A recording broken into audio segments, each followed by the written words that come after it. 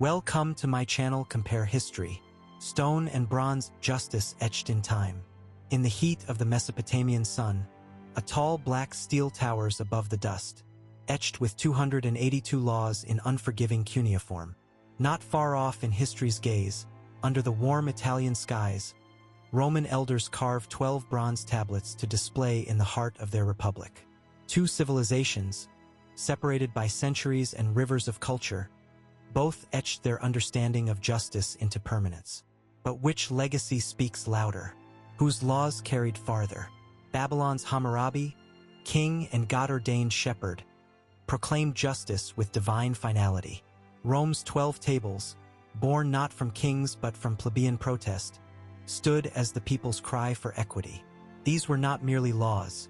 They were foundations of order, reflections of power, and mirrors of the values each society dared to carve into history. This is the story of two codes, one ruled by divine mandate, the other by civic demand. One speaks in absolutes, the other in compromises, and both shaped the course of law far beyond their empire's fall. Origins of authority, divine kings versus republican consensus. Hammurabi's code was born in the sacred glow of divine revelation. In stone bas-relief, we see the king standing before Shamash, god of justice. His laws are not debated, they are bestowed. Hammurabi's authority was theological, his code a sacred extension of celestial will. This top-down delivery lent the laws a weight of immutability.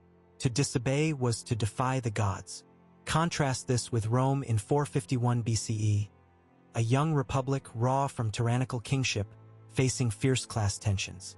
The 12 tables emerged not from Olympus, but from the Forum, crafted by 10 magistrates to quell plebeian unrest. These laws were not heavenly decrees. They were political compromises, hammered out to prevent civil breakdown. The source of law reveals much. In Babylon, order flowed from god to king to subject. In Rome, it was the product of social negotiation. One code was divine thunder, the other civic debate. But does divine origin grant more authority, or does public authorship make the law more resilient? The letter and the lash, justice as punishment. Hammurabi's code is infamous for its severity. An eye for an eye, a tooth for a tooth. This was lex talionis, retributive justice in pure form. Yet even here, class mattered. The same injury inflicted upon a noble or a slave would yield vastly different punishments. Justice, though divine, bowed before hierarchy. In Rome, the 12 tables codified penalties, but leaned less on bodily harm and more on property restitution or civic penalties. Their world was one of contracts, inheritance, and legal formalism. While violence remained, it was often procedural, execution for high crimes, exile for dishonor. One tale illuminates this difference. A Roman father, under the tables, had the right to sell his son into slavery 3 times before losing paternal authority. Harsh, yes, but bound by rules. In Babylon, a builder whose house collapsed could be put to death if it killed the owner's son. Brutality, but with a sacred logic. Which is more terrifying, ritualized retribution or systematic legalism?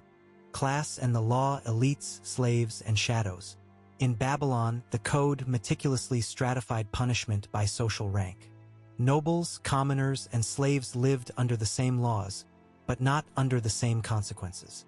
If a nobleman broke a commoner's bone, he paid a fine. If the roles reversed, it might cost a limb. Rome's 12 tables emerged in part to curb this exact inequality. Yet they too reflected a deeply hierarchical world. Patricians and plebeians had differing rights.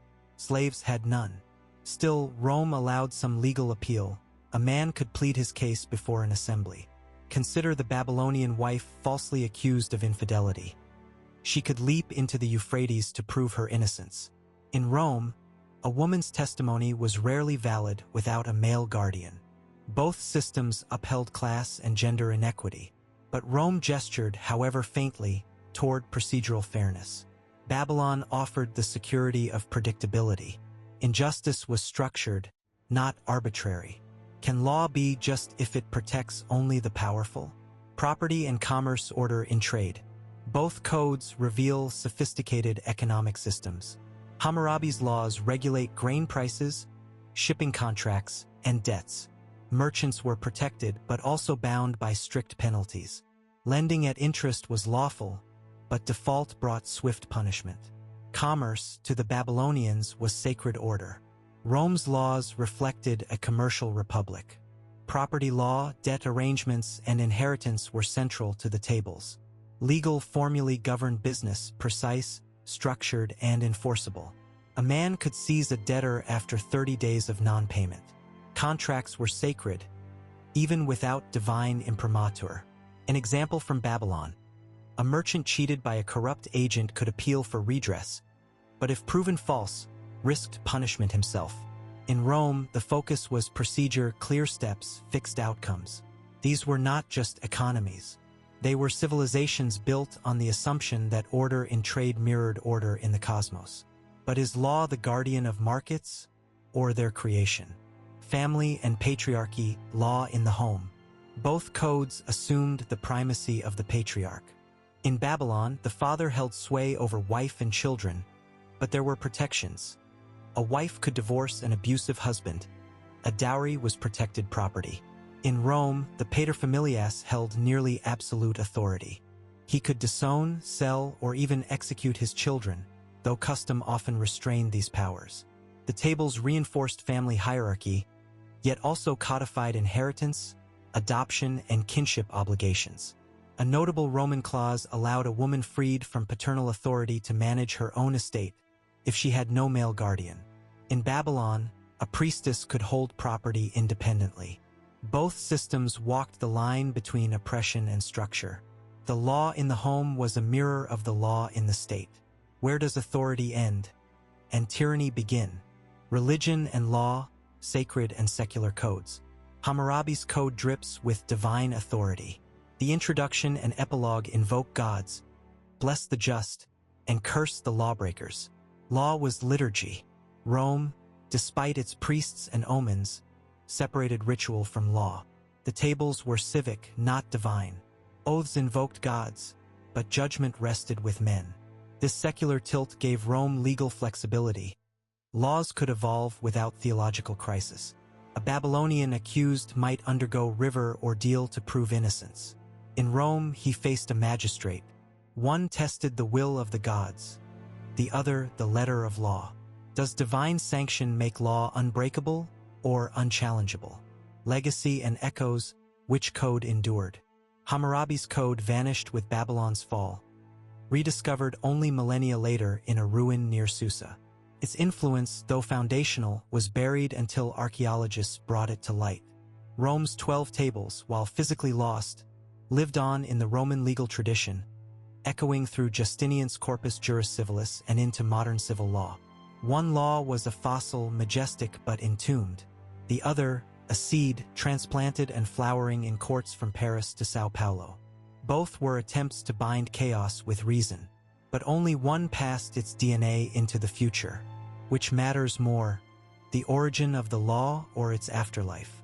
Conclusion: etchings in time, what we inherit from the ancients. Between stone and bronze lies the story of civilization's greatest question. How do we govern ourselves justly? Babylon gave us the poetry of order, divine and immutable. Rome offered a rougher, messier vision, law as negotiation, evolution, and civic will. Neither code was perfect. Both upheld inequities. But each dared to write down the rules to hold power accountable to someone or something beyond itself. Their echoes remain in modern constitutions, in civil codes, in our ceaseless struggle to balance order with justice.